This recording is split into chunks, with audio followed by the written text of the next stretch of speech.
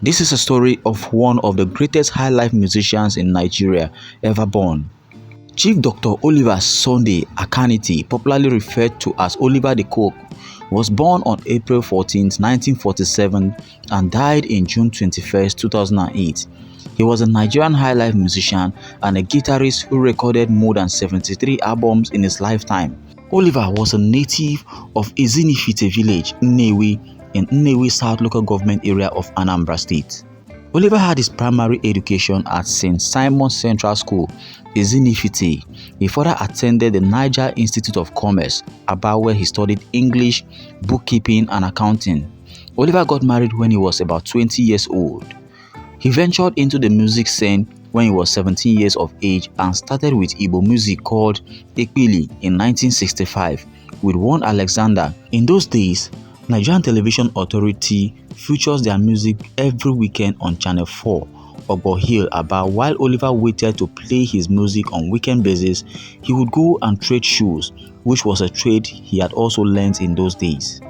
After the Nigerian Civil War in 1970, Oliver went back to Aba searching for a job. He then met one of his old friends named Obed Okorafor, a native of Mbise in Imo State. Obed was a good congarist while Oliver was a good guitarist and vocalist.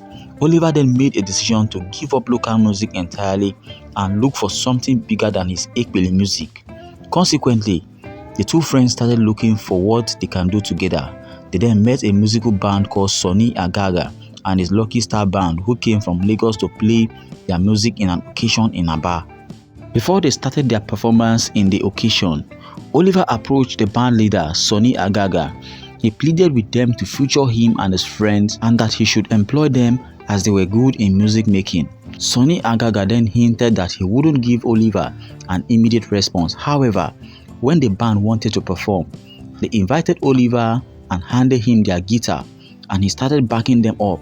As the music changed, Oliver's performance immediately earned him automatic employment with the band. However, because the band had good drummers, they did not want to employ Obed, but upon Oliver's pleading, they hired him. After that occasion, they all moved to Lagos, and after joining the band, there was no occasion for the band to play and earn money for about 3 weeks. Oliver then decided to look for another band, and luckily for him, he met Jacob Oluole and his friendly Unity band. He approached them at Oshodi, and he was interviewed and he got employed. The band gave Oliver accommodation.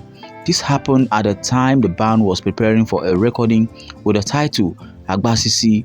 The song was successfully recorded and it became a hit. Oliver later noticed that the band were not friendly. They quarreled, argued and fought a lot. Oliver did not like the situation. He left the band and joined Sule Agbola and his Moonlight Star Band. They were preparing for summer tour of Europe in 1973. They got him an international passport and visa. They then left Nigeria on July 13, 1973 and went to London and only performed at the weekends. There, Oliver was lucky to secure a part-time job where he was paid about £80 a week. They stayed in London for 4 months.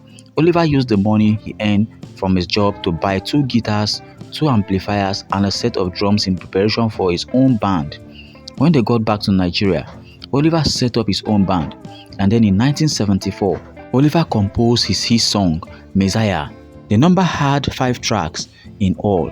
He approached Alhaji Olatunde Yusuf, the chairman of Olumo Records Limited. Yusuf said the songs were nice, that he was going to wax it to give it a professional touch. He took the master tape of the Messiah, waxed it, and when it came out, it sold more than 50,000 copies. That was the first impression. It was the talk of the town. It was popular in the East, West, North and even Cameroon, Cote d'Ivoire, Congo and Togo.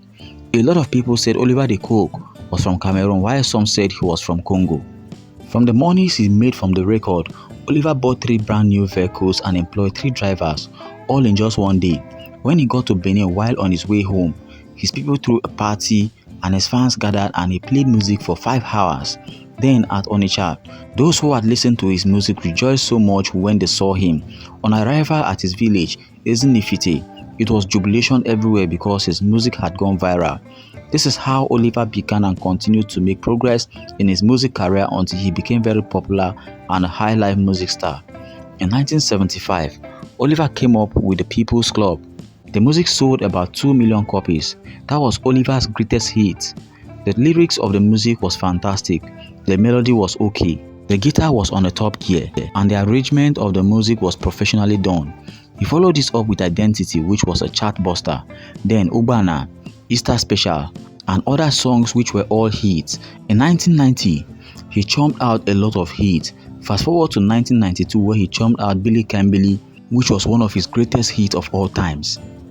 Oliver the Coque's career lasted over 4 decades, making him one of the most popular highlife kings in Africa.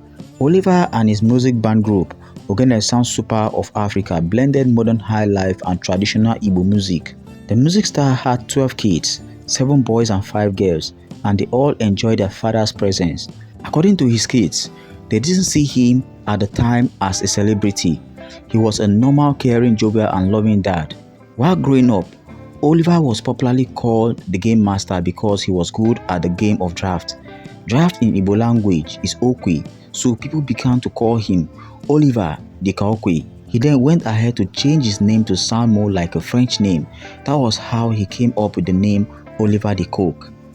Oliver loved to buy clothes and spent a lot of money maintaining his looks. In fact, he spent about 30,000 naira at the time on his beard weekly, and that amounted to about 120,000 naira monthly. According to sources, he visited his salon twice a week and always said his beard was his signature look. He said that if someone decided to keep a beard, it was right to maintain it. Hence, he spent much time and money maintaining his looks. Oliver fell ill at the end of 2007. He was diabetic and hypertensive. Most artists don't like to disclose their health challenges, and his son was of the opinion that if Oliver had told people about his health challenge, he would have gotten help quickly. He was ill for 3 months. He then recovered in February 2008 and began to go for shows. Tragically, he died on June 20th, but he had planned to travel to the US on July 2nd for checkup. According to family sources, it was as if Oliver knew he was going to die on that fateful day.